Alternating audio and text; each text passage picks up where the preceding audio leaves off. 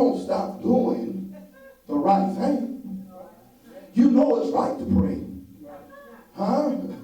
Come on, talk back to me. Huh? Because you do know that prayer works.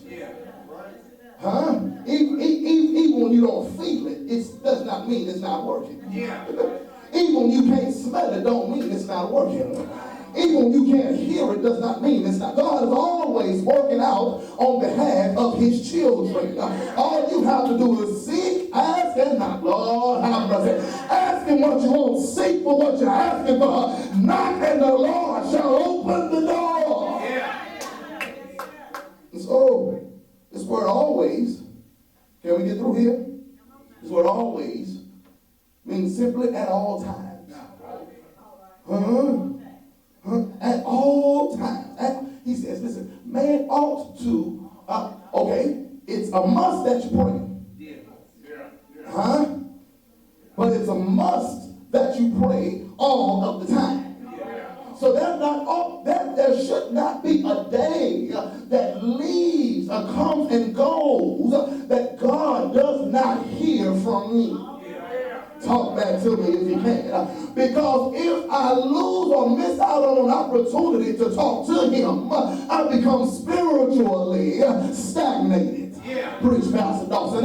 And the reason why some folk cannot give God a proper praise in church is because they have not been talking to him on a consistent, Lord. There he is right there. On a consistent, when I talk to God, God in turn talks to me. And when I talk to God and God talks to me, that puts a smile on my face. When I talk to God, God talks to me. That causes me to lift up my hands.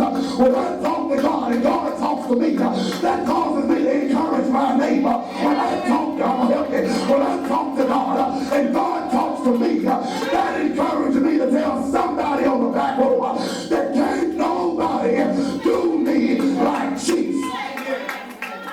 So it stirs something up in my spirit when I talk to God, and God in turn talks to me. Now preachers all over the country who would ask Dawson, man, how do you feel? How do you feel, man, now that you have new problems, man? How do you feel? You've been in the country 7 years. Here you are, you're back in the city. And one particular preacher will find himself calling me, asking me, perhaps 5 or 6 times out of the month, man, when are you leaving? When are you leaving out of the country? Man, you're not a country preacher, you're a city preacher. Y'all missed that. You're not a country preacher. Boy, you said, man, when you come back to the city, I said, man, God hadn't released me yet. And so when God finally released me and I came, the preachers will call mine and say, hey, Dawson, how do you feel? Dawson, how do you now because the question is, how do you feel? How do you feel? How do you feel? And I tell you this, I find myself pinching myself because I really can't believe that it's real. In other words, sometimes, brothers and sisters, when God blows your mind, you have to pinch yourself to make sure that you still here. And it's not that God did not do it. It's got you looking up at God and saying, Lord, you got a sense of humor. And I just want to thank you for making a way when there seems to be no way. So that's what Dawson, how do you feel? How do you feel? How do you feel? I said, listen, I said, listen, I'm happy. I'm excited. I'm delighted. He said, yeah, I know you hippopotamus happy and really glad. I said, yeah, hippopotamus happy and I'm really glad. I said, not because I got the church. This is beautiful edifice, beautiful people, but that's not what gives me joy. I said, what gives me joy is the fact that I prayed to God, and regardless of how long I prayed, God showed up, told me what to do, how to do it, and here I am standing before you today. And I can testify to somebody that prayer still works. Oh, man, you looking at a living miracle, right? How do you know, Pastor Dawson? I got rolled off a long time ago, but I'm still here. Prayer still works. So the problem is you want to know how I feel. You don't have to wonder how I feel. Come on, talk back to me. I'm here.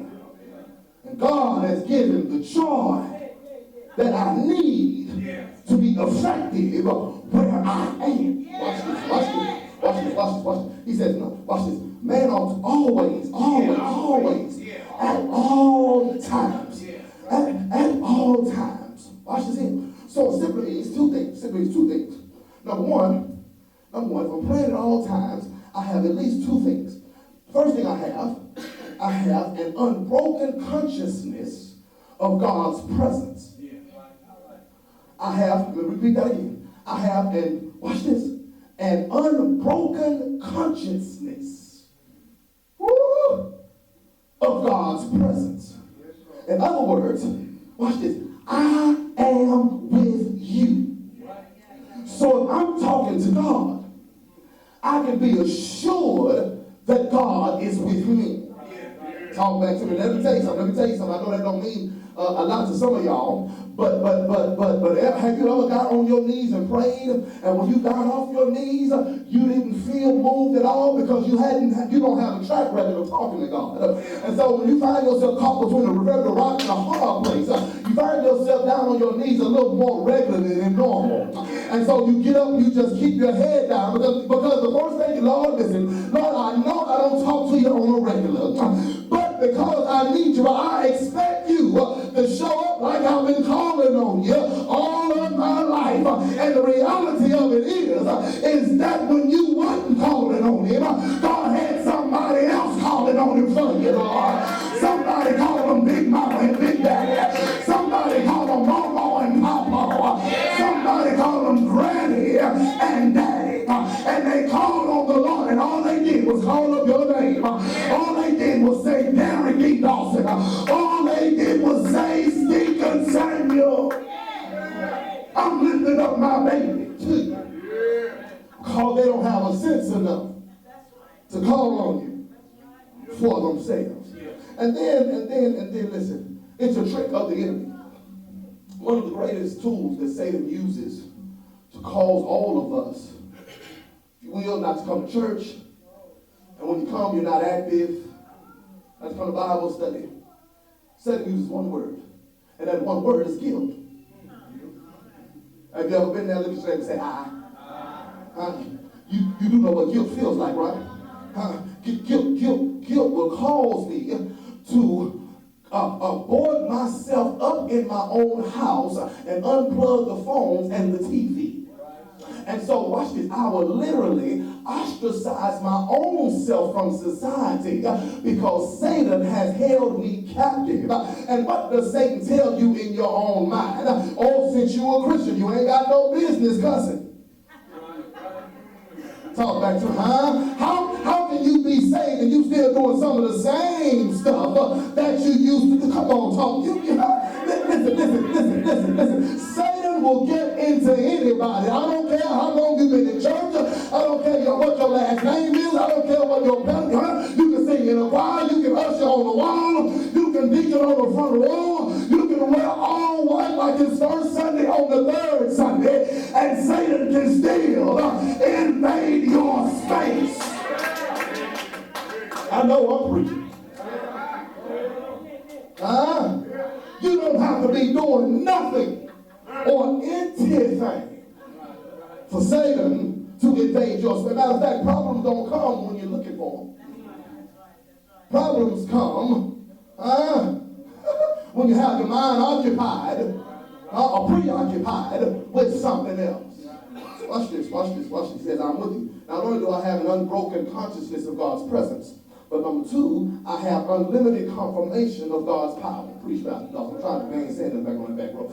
I have an unlimited confirmation of God's power. Watch this. God says, listen, unbroken consciousness, I'm with you. Unlimited confirmation, I'll show you I'm with you. Yeah. Y'all hear what I said? So in other words, since God is there, he'll show me that he's there. Oh, have you ever been put in a situation where you really didn't feel like God was there? Okay. The disciples were on the boat, and the book says that Jesus was on the hinder part of the ship asleep. Yeah. Book furthermore says that the winds of the wave beat into the ship. The disciples went down to the bottom of the ship and woke up Jesus. Said, what did they say? Master, do you care if we perish? That word perish simply means to die. Master, do you care if we die? Now watch this. The hook is this, is that these same disciples that went down to the bottom of the ship, they knew that Jesus had a track record of blowing other folks' minds. But it's strange that they can blow other folks' minds some of the days, but they can't never blow their mind any of the Lord have mercy. Every once in a while, brothers and sisters, you ought to just accept what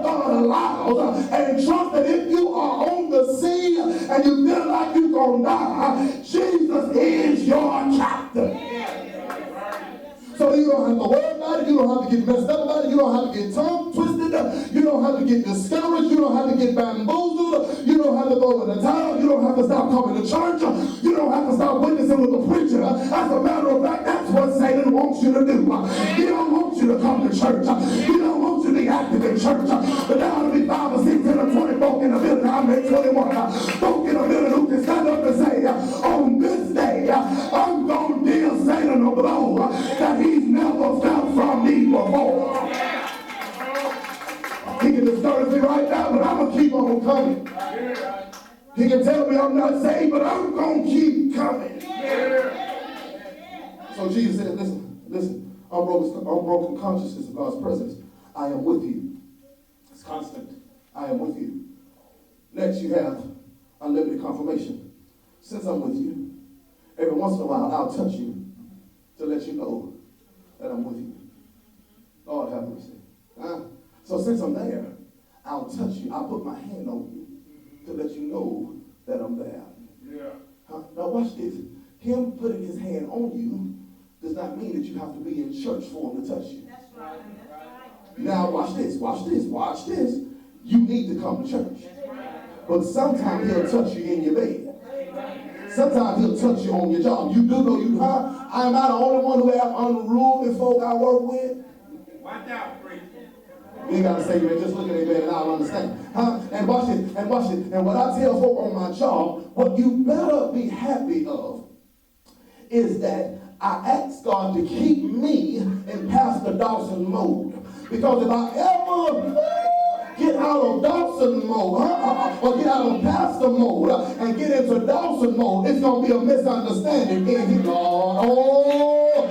Now, I gave you the clean version. Some of y'all got a nasty version of that. Because you know it don't take you long for you to get somebody. You'll put somebody on short grass real quick when it comes to your children, when it comes to your family. Come on, you ain't forgot how to fight. You just don't fight as much. And for those who been brought out of darkness into God's marvelous light, you don't fight with your fist. You fight with the word of God.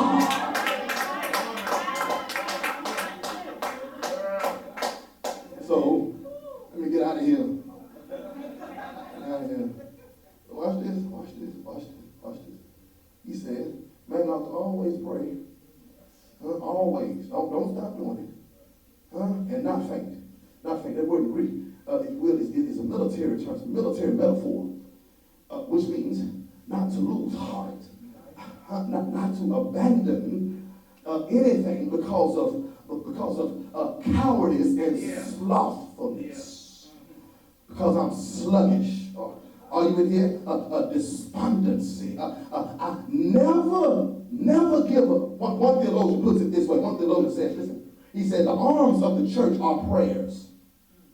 The church militant is the church supplicant. Or the church who knows how to pray. Her congregations for public prayer are her armies of soldiers, watch this, storming